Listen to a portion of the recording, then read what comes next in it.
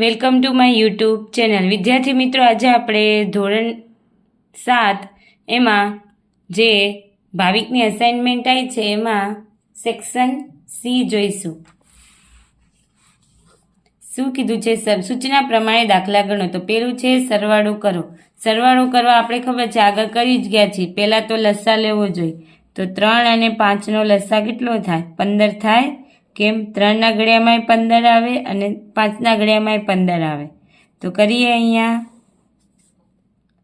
5 3. 5ને કેટલા વડે 3ને કેટલા વડે ગુણીએ તો 15 આવે? તો 5 વડે. તો ઉપર બી 5 વડે વત્તા 3ના છેદમાં 5. જો છેદ જોવાનો, ભૂલવાનું નહીં. છેદ છે, છેદમાં આપણે 15 લખવાના છે. 5ને કેટલા વડે ગુણીએ તો 3 વડે. તો ઉપર બી 3 વડે. હવે પાયો પાયો 25.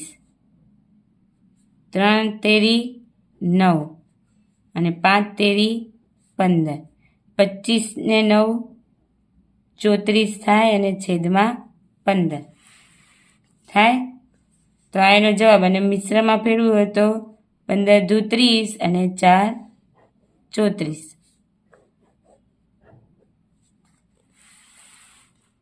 એવી રીતે જો અહીંયા માઇનસ માઇનસ ઉડી જશે એટલે શું આવશે? 3ના છેદમાં 11 વત્તા 5ના છેદમાં 11. તો હવે આનો લસા કેટલો થશે? 99 થશે. તો જોઈએ હવે 3 છેદમાં 11. 11ને કેટલા વડે ગુણીએ તો 99 થાય? 9 વડે. તો ઉપર બી 9 વડે.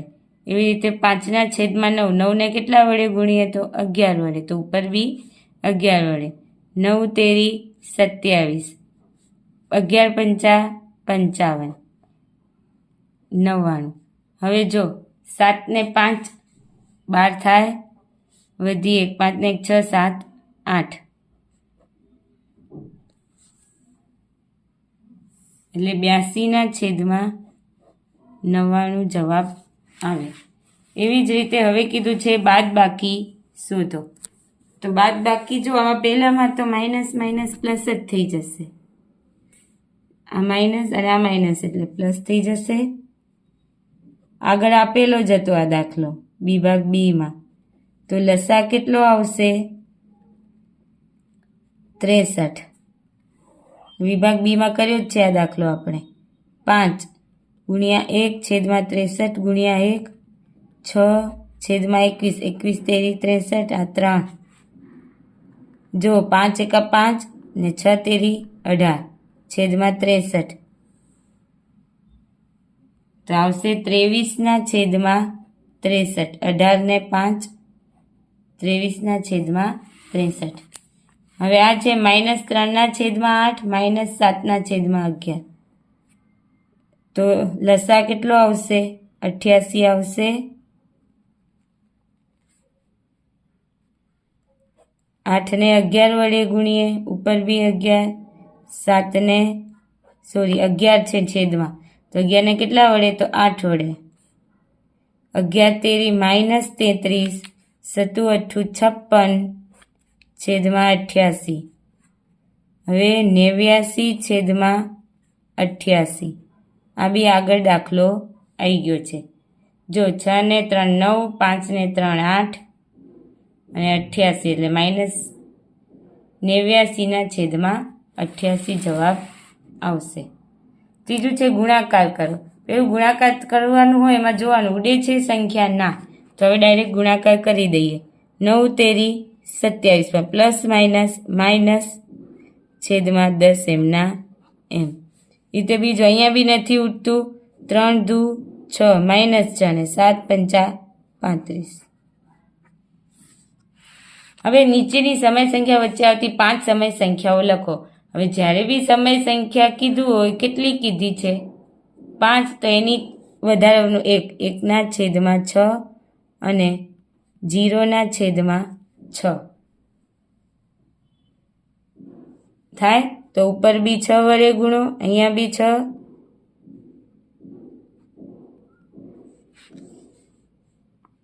તો માઇનસ 6 છેદમાં 6 થી 0 સુધીની સંખ્યા લખવાની. કેમ કે 0 ગુણ્યા 0 જ થાય ને.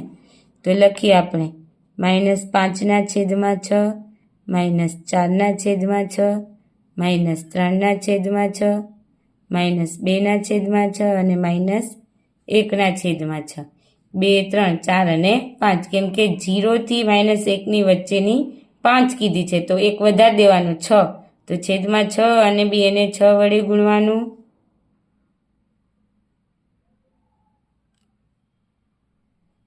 અને અહીંયા બી 6 વડે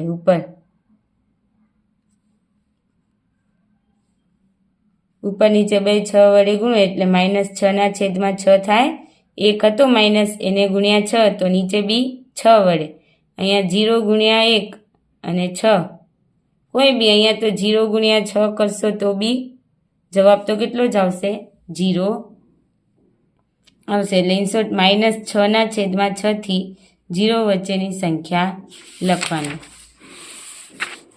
સંખ્યા રેખા દ્વારા નીચે આપેલ સમય સંખ્યાનું નિરૂપણ કરો હવે શું આપેલું છે -5/8 તો 0 થી શરૂ કરવાનું માઇનસ છે એટલે ડાબી બાજુ -1/1 જેટલું આપેલું 8/8 સુધી લઈ જવાનું -1 કેટલું 5 કેટલા ભાગ પાડવાના 0 થી 1ની વચ્ચે 8 ભાગ 1 2 3 4 5 6 7 અને 8 જો અહીંયા 10 હોય તો 10 ભાગ પાડવાના કેટલું કીધું છે -5/8 તો આ તમારું 5/8 એનું નિરૂપણ થયું હવે કીધું છે 4/9 માટે 4 સમય સંખ્યાઓ લખો તો હવે 4 ગુણ્યા 2 અને 9 ગુણ્યા 2 તો શું આવશે 4 દુ 8 અને 9 દુ 18 એવી રીતે 4 ગુણ્યા 3 અને 9 ગુણ્યા 3 12 અને 9 તેરી 27 4 ગુણ્યા 4 9 ગુણ્યા 4 4 ચોક 16 અને 9 ચોક 36 એ રીતે 4 ગુણ્યા 5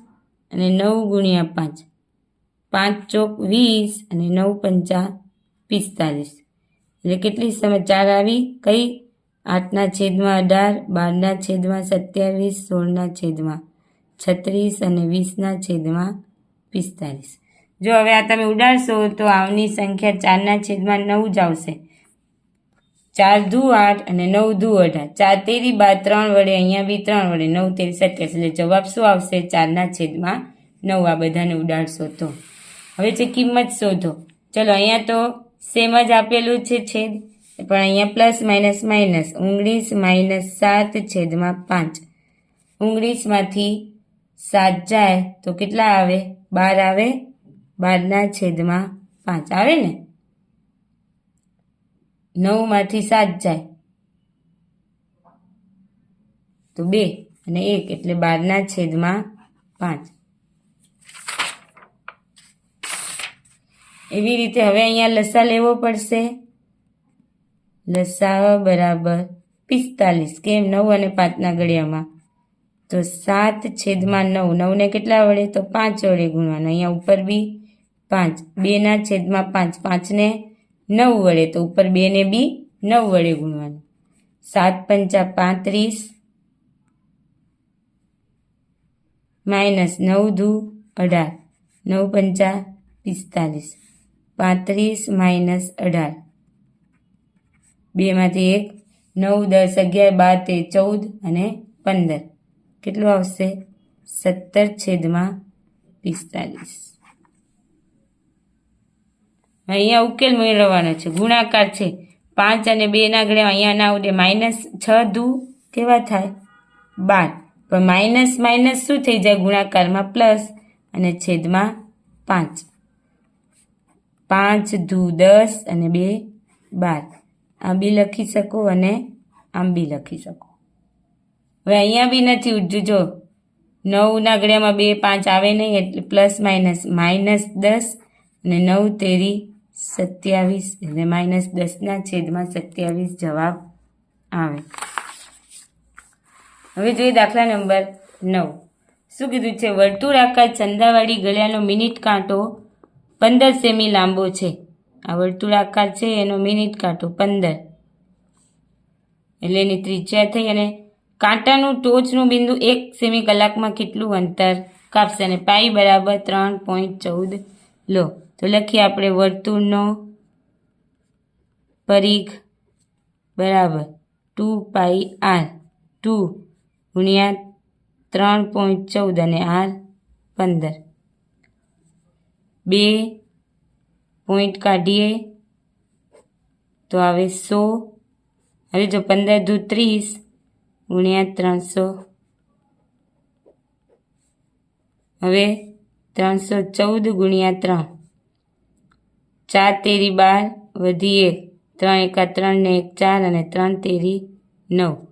તો કેટલું આવ્યું? 942 છેદમાં 10 સેન્ટીમીટર આવ્યું.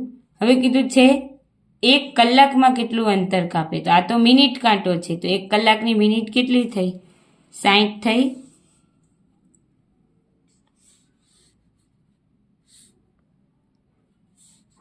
હવે જો 1 મિનિટમાં આટલું અંતર કાપે, તો આપણી જોડે 60 મિનિટમાં 60 ગુણ્યા 942 છેદમાં 10 0 0. 942 ગુણ્યા 6 જો 6 દુ 12, 6 ચોક 24 ને 25, 2 9 6 54 55 ને 56.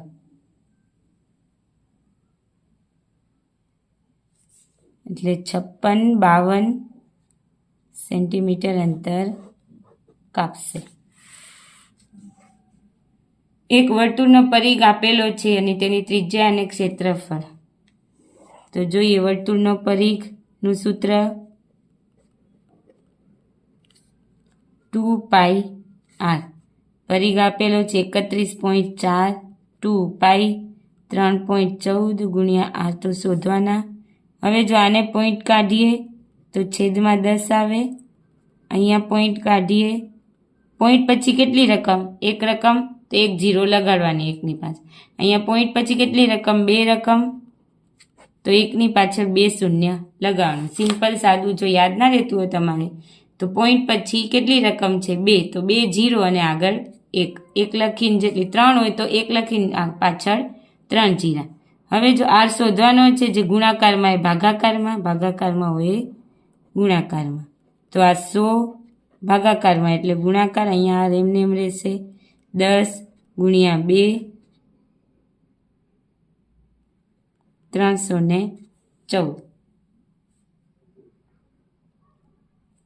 જો 314 ઉડી ગયા, 0 0 ઉડી ગયું, 2 કા 2 અને 5. તો ત્રિજ્યા કેટલી આવશે? 5 સેન્ટીમીટર. હવે જો તમને શું કીધું છે? ક્ષેત્રફળ. તો વર્તુળનું ક્ષેત્રફળ પાઈ r સ્ક્વેર. પાઈ r 5 ગુણ્યા 5. તો આવશે 5 ગુણ્યા 5 એટલે 25. ચલો કરીએ ગુણાકાર. 25 ચોક 100 10, 25 એકા 25 અને 10 35. 25 તેરી 75, 76 77 78.